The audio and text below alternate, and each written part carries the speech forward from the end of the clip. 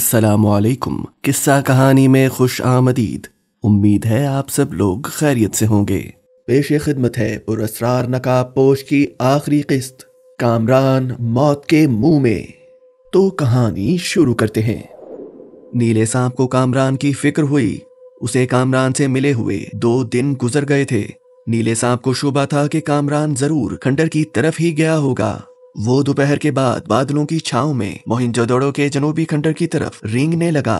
सबसे पहले वो ये तसल्ली करना चाहता था कि सपेरे ने खंडर के बाहर जो लकीर खींच रखी थी वो बेअसर हुई है या नहीं। ये बात नीले सांप के जहन में थी कि 3 रातें गुजर चुकी हैं और सपेरा चिल्ला करके मंदिर का हार लेकर वहां से चला गया होगा और उसके जाने के बाद तिलिस्म अपने आप खत्म हो चुका होगा। नीले सांप ने खंडर के करीब पहुंचकर जमीन पर खींची हुई लकीर को देखा। इस लकीर को सपेरे ने जाते हुए 3-4 जगहों से मिटा दिया था। नीला सांप मुतमईन हो गया और लकीर को पार कर गया। अब उसने तेजी से रेंगना शुरू किया। वो खंडर के तहखाने में आया तो देखा कि तहखाने में दिया अभी तक रोशन है और फर्श पर एक सुराख के पास काला सांप पत्थर बना पड़ा था। नीला सांप समझ गया कि सपेरा मंदिर का हार लेकर फरार हो गया और नागिन रागिनी बद्दुआ से पत्थर बन चुकी। रागिनी को ठीक करने का उसके पास कोई इलाज नहीं था। वो कामरान को तलाश करने लगा कि कहीं वो नेक दिल लड़का भी पत्थर ना बन गया हो। नीला सांप जब दूसरे तहखाने में गया तो कामरान को बेहोश पड़े देखा। उसने कामरान के जिस्म को सूंघा। उसे पता चल गया कि इस पर सपेरे की तिलिस्मी लकीर का असर हुआ है और अब ये शाम से पहले होश में नहीं आएगा। वो सोचने लगा कि उसे क्या करना चाहिए। उसे कामरान से हमदर्दी हो गई थी कि वो महज एक नागिन की जान बचाने के लिए मौत के मुंह में कूद गया था। वो खंडर से निकलकर सीधा एक गार में आ गया। यहाँ इन तारीखी खंडरों का एक बूढ़ा सांप रहता था। नीले सांप ने उसे सलाम किया और सारी कहानी बयान की। वो बड़े गौर से सुनता रहा, फिर बोला, उस नेक दिल लड़के ने हमारी नागिन सांप को बचाने के लिए अपनी जिंदगी खतरे में डाल दी है। उसे बचाना हमारा फर्ज है। और नागिन का क्या होगा? वो तो बद्दुआ से पत्थर बन चुकी। हार की ताकत हमसे बहुत ज्यादा है। हमारे पास उस बद्दुआ का कोई तोड़ नहीं। उस पर बाद में गौर हो सकता है। तुम मेरा मन का ले जाओ और उस नेक दिल लड़के के जिस्म पर रगड़ो। वो फौरन होश में आ जाएगा। नीले सांप ने ऐसा ही किया। उसने कामरान के जिस्म पर मन का रगड़ा तो उसने आंखें खोल दी और उठकर बैठ गया। उसने नीले सांप को अपने सामने देखा तो पहला सवाल ये किया, नागिन रागिनी कहाँ है?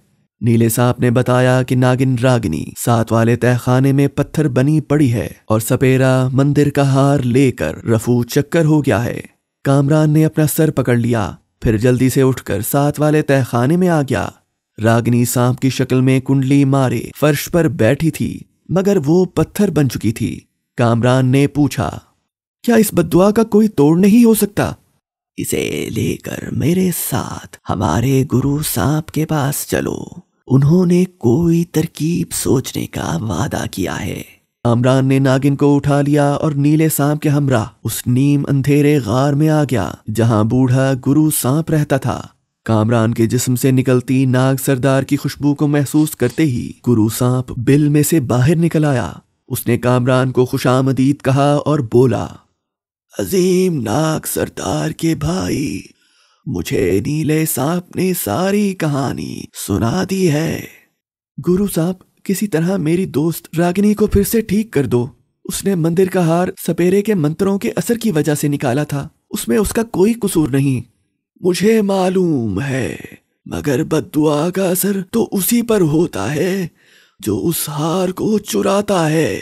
सिर्फ एक ही तरीका है और वो ये कि किसी तरह सपेरे से मंदिर का हार वापस लेकर उस तहखाने में रख दिया जाए। लेकिन सपेरा तो हार लेकर खुदा जाने कहां का कहां निकल चुका होगा। मैं उसे कहां तलाश करूंगा?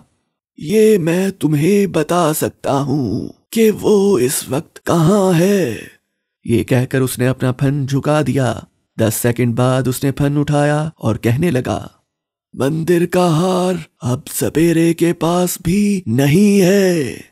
अभी कुछ देर पहले जंगल में उसे डाकुओं ने पकड़कर उससे हार छीन लिया और उसे मार दिया। सपेरा मर गया तो अब नागिन का क्या होगा? बदमाश और लालची सपेरे को उसके लालच की सजा मिल गई है। अब अगर किसी तरह डाकुओं से वो हार छीन कर वापस उस मंदिर के तहखाने में रख दो तो नागिन फिर से जिंदा हो जाएगी।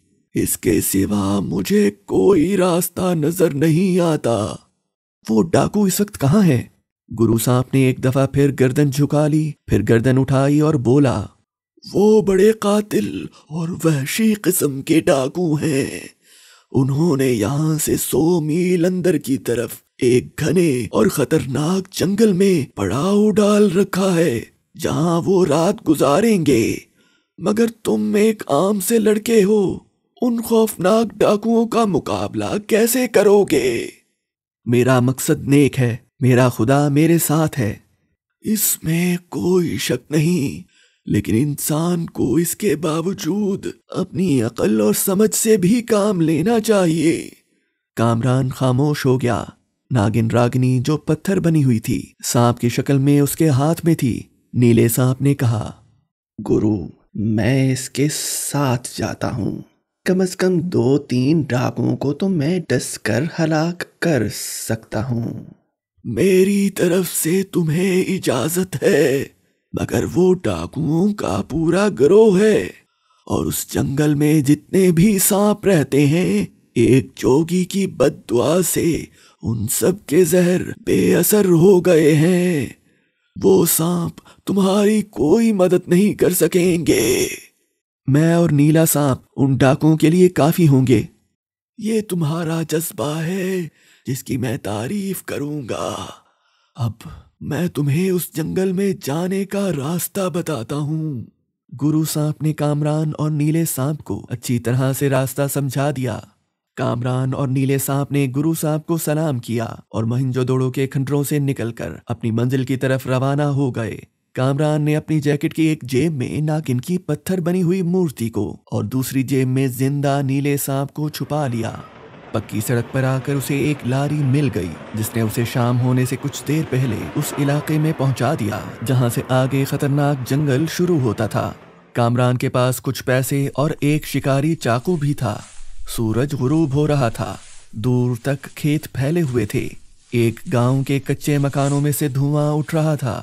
दूर किसी मस्जिद से आजान की आवाज आई तो कामरान ने खुदा को याद करके दुआ मांगी कि वो उसकी हिफाजत करे, नागिन रागिनी भी जिंदा हो जाए और उसे उसका पुरस्कार नकाब भी मिल जाए, ताकि वो उसकी मदद से मुल्क को जुराइम पेशा अनासिर से पाक कर सके।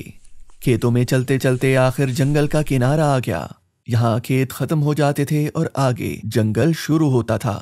कामरान ने एक छोटी सी नदी पार की और अल्लाह का नाम लेकर जंगल में दाखिल हो गया। उसे सांप बिच्छू का कोई डर न था, लेकिन जंगली रीछ और भेड़िए का खतरा जरूर था। जंगल में शाम का अंधेरा पूरी तरह से नहीं छाया था। वो गुरु सांप के बताए हुए रास्ते पर चल रहा था। वो चाहता था कि रात होने से पहले पहले डाकुओं के डेरे के पास पहुंच जाए। दरख्तों पर परिंदे बसेरा करने आ गए थे और बोल रहे थे। रास्ते में एक पुराना तालाब आया तो कामरान रुक गया। उसने नीले सांप को जेब में से निकालकर अपनी कलाई के गिर्द लपेट लिया था।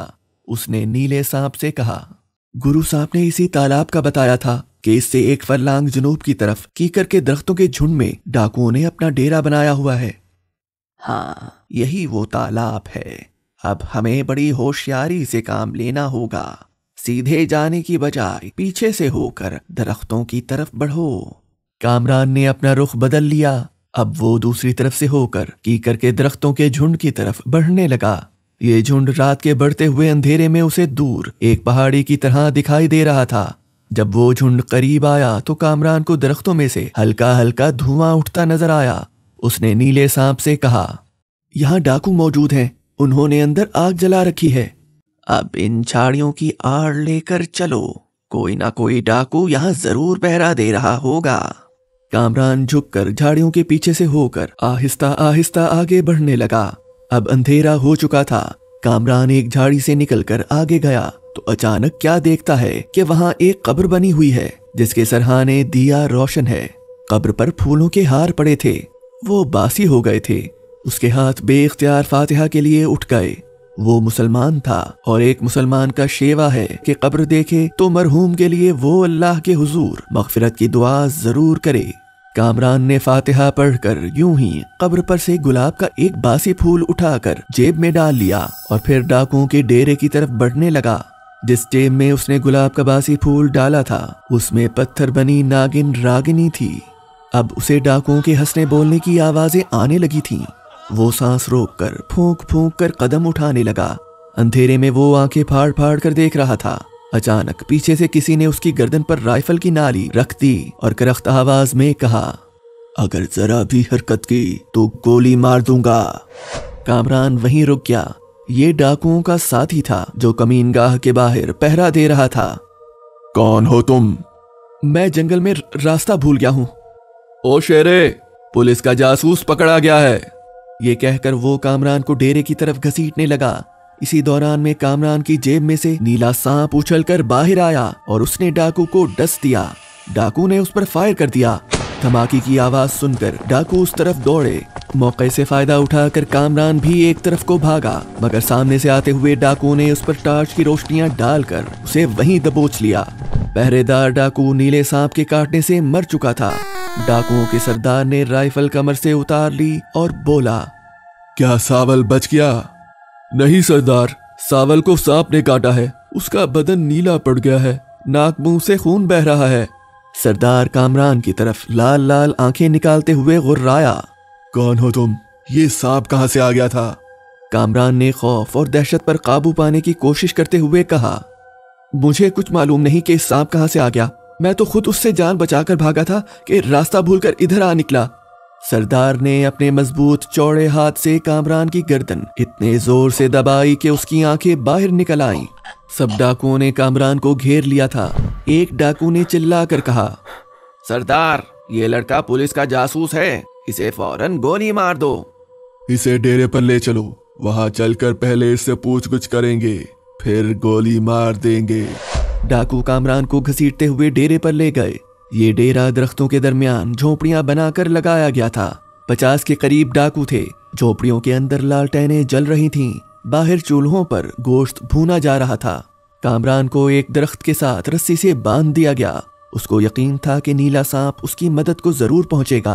दरख्तों पर लालटेनें लटकी हुई थीं, जिनकी वजह से वहां काफी रोशनी थी। डाकुओं का सरदार सामने चारपाई पर बैठ गया। बाकी डाकू राइफलें लिए उसके इर्द गिर्द बैठ गए। कामरान बिल्कुल सामने दरख्त से बंधा हुआ था। डाकुओं के सरदार ने राइफल तान ली और उससे कड़क कर पूछा, तुम्हें पुलिस ने किस जगह से यहाँ भेजा है? मैं कसम खाता हूँ, मुझे पुलिस ने नहीं भेजा। तुम अभी बताओगे, मुझे जबान खुलवानी आती है। उसने अपने एक डाकू को हुक्म दिया कि दरख्त के इर्द गिर्द आग जला दो। उसी वक्त डाकू उठा और उसने इधर उधर से सूखी लकड़ियां लाकर कामरान के इर्द गिर्द आग लगा दी। सूखी लकड़ियों ने जल्द ही आग पकड़ ली। कामरान को अब अपना बचना नामुमकिन लग रहा था। आग आहिस्ता आहिस्ता शोले बन रही थी और ये शोले कामरान की तरफ लपकने लगे थे। उसे आग की तपिश महसूस हो रही थी। सरदार गुस्से से चिल्लाया, अब भी बता दो, तुम्हें पुलिस ने किस जगह से भेजा है और तुम्हारे साथ और कौन कौन है? कामरान ने फिर कहा, मुझे पुलिस ने नहीं भेजा, मैं रास्ता भूलकर इधर आ गया। आग के शोले बुलंद हो रहे थे कि अचानक सरदार की चारपाई के पास एक डाकू चीख उठा, सांप सांप। डाकुओं का सरदार उछलकर एक तरफ हो गया। उसने जमीन पर राइफल से फायर कर दिया, फिर कहकहा लगाकर बोला, मार दिया सांप को। सरदार, ये नीला सांप था। कामरान का चेहरा उतर गया। उसकी आखिरी उम्मीद भी टूट गई। जिस नीले सांप से उसे मदद की उम्मीद थी, उसे भी हलाक कर दिया गया था। डाकुओं का सरदार नीले सांप के कटे फटे जिस्म को देख रहा था कि अचानक कामरान को एक सांप की आवाज सुनाई दी। उसका दिल जोर जोर से धड़कने लगा। यह तो नागिन रागनी की आवाज थी। वो उससे कह रही थी, कामरान कामरान। कामरान ने सांप की जबान में हल्की सीटी बजाकर पूछा, नागिन रागनी, क्या तुम जिंदा हो गई हो? हाँ कामरान, मैं पत्थर की नहीं रही। तुमने कब्र से जो गुलाब का बासी फूल उठाकर जेब में डाला था, ये उस फूल का असर है कि मुझ में जान आ गई है। खुदा के लिए मेरी मदद करो, ये डाकू मुझे आग में जिंदा जला रहे हैं। फिक्र न करो, मैं बाहर आ रही हूँ। नागिन ने सांप की शक्ल में कामरान की जेब में से बाहर छलांग लगा दी। डाकू उस वक्त नीले सांप को जमीन पर रखकर पांव से बारी बारी कुचल रहे थे। डाकुओं का सरदार आग के शोलों को बुलंद होते देखकर कहकहे लगा रहा था। शोले कामरान के करीब से करीब होते जा रहे थे। किसी को मालूम ना हो सका कि सांप ने आग से बाहर छलांग लगाई है। नागिन घास पर गिरी और गिरते ही उसने फुंकार मारी। फिर वो लड़की की शक्ल में आ गई। वो दरख्त की ओट में थी। उसने अपनी कमीज के अंदर से पुरस्रार करामाती नकाब निकालकर कामरान की तरफ उछाला। डाकुओं की नजर एक सुनहरी बालों वाली लड़की पर पड़ी तो वो उसको पकड़ने के लिए आगे बढ़े। रागिनी को डाकुओं के सरदार ने देखा तो चिल्लाया, यह भी पुलिस की जासूस है, इसे भी पकड़ लो। डाकुओं ने रागिनी को पकड़ने की कोशिश की तो वो फुंकार मारकर सांप बन गई और दरख्तों की तरफ भाग गई। इतनी देर में कामरान अपना पुरस्रार नकाब पहन चुका था। नकाब पहनते ही वो पुरस्रार ताकत उसके सारे जिस्म में दौड़ने लगी। उसके जिस्म पर जैकेट, पतलून और सर पर हैट नमूदार हो गया। कमर के साथ 2 रिवॉल्वर भी जाहिर हो गए। दूसरी तरफ डाकू नागिन की समत में फायर कर रहे थे। कामरान ने एक ही झटके से रस्सी को तोड़ दिया और आग के शोलों में से निकलकर डाकुओं के सामने आया तो वो दंग रह गए कि ये नकाबपोश कहां से आ गया। कामरान ने अपना खास नारा लगाया, मुल्क दुश्मनों के लिए मौत। हथियार फेंक दो और अपने आप को कानून के हवाले कर दो। आज तो पुलिस के बड़े जासूस आ रहे हैं, मरने के लिए तैयार हो जा। इसके साथ ही उसने फायर कर दिया। जोर का धमाका हुआ। गोली राइफल से निकलकर सीधी कामरान के सीने पर लगी और लगते ही नीचे गिर गई। कामरान के सीने पर हल्की सी खराश तक न आई। सरदार समझा कि उसका निशाना ठीक नहीं लगा। उसने फौरन दूसरा और फिर तीसरा फायर कर दिया। ये गोलियां भी कामरान के सीने से लगकर नीचे गिर पड़ी। सरदार ने चीख कर कहा, इसे भून कर रख दो। सारे डाकुओं की राइफलें कामरान पर धड़ाधड़ फायर करने लगीं, लेकिन कामरान अपनी जगह पर इत्मीनान से खड़ा रहा। गोलियां उसके जिस्म से टकरा टकरा कर नीचे गिर रही थीं। तब उसने दोनों रिवॉल्वर ऊपर उठाए और सरदार के दाएं बाएं खड़े डाकुओं पर फायर किए। दोनों डाकू चीख मारकर गिरे। फिर तीसरा, चौथा और 5वां फायर किया। उसकी गोलियां ऐन निशाने पर लग रही थीं। डाकुओं में भगदड़ मच गई। दूसरी तरफ नागिन रागिनी ने भी सांप बनकर डाकुओं को डसना शुरू कर दिया। कामरान डाकुओं में घुस गया और धड़ाधड़ फायर करने लगा। डाकू एक एक करके गिरते गए। कोई दरख्त के पास गिरा, कोई गोली खाकर उछला और खून में लथपथ हो गया। ये हालत देखकर डाकुओं के सरदार ने खंजर निकाला और भागकर कामरान के सीने पर वार किया, मगर खंजर भी कामरान के सीने से टकराकर टेढ़ा हो गया और सरदार लड़खड़ा कर गिर पड़ा। कामरान ने रिवॉल्वर की नाली डाकुओं के सरदार की खोपड़ी के साथ लगा दी और कहा, अगर अपनी जगह से हिले तो खोपड़ी उड़ा दूंगा। फिर उसने नागिन को आवाज दी। रागिनी लड़की की शक्ल में कामरान के पास आ गई। कामरान ने पूछा, बाकी डाकुओं का क्या बना? सब के सब मर गए। सरदार फटी फटी आंखों से कभी नकाबपोश कामरान और कभी रागिनी को तक रहा था। कामरान ने उससे पूछा, मंदिर का जो कीमती हार तुमने सपेरे से छीना था वो कहाँ है? मेरी जेब में है। उसने जेब से खूबसूरत कीमती हीरों का हार निकालकर कामरान को दे दिया। कामरान ने रागिनी को हार दिखाते हुए पूछा, क्या यही वो हार है? हाँ, ये वही हार है, रागिनी ने जवाब दिया। कामरान ने हार अपनी जेब में रख लिया। उसके रिवॉल्वर की नाली सरदार की खोपड़ी के साथ लगी थी। मुझे छोड़ दो, मुझे माफ कर दो। तुमने ना जाने कितनी माओं के बेटों का खून किया है, कितने बच्चों को यतीम किया है। मैं तुम्हें कैसे माफ कर दूं? मैं वतन अजीज को तुम जैसे जालिम डाकुओं से पाक करने के लिए ही आया हूं। ये कहकर उसने फायर कर दिया और सरदार एक तरफ बेजान होकर गिर पड़ा। कामरान ने रिवॉल्वर की नाली को फूंक मारकर पेटी के साथ लगाया और रागिनी से बोला, चलो नागिन, ये हार जिसकी अमानत है उस तक पहुंचाएं। जंगल में हर तरफ बेजान डाकू बिखरे पड़े थे। ये वो डाकू थे जिन्होंने ना जाने कितने घरों को लूटा था, कितने बेकसूर इंसानों, बूढ़ों, बच्चों और औरतों को बेदर्दी से कत्ल किया था।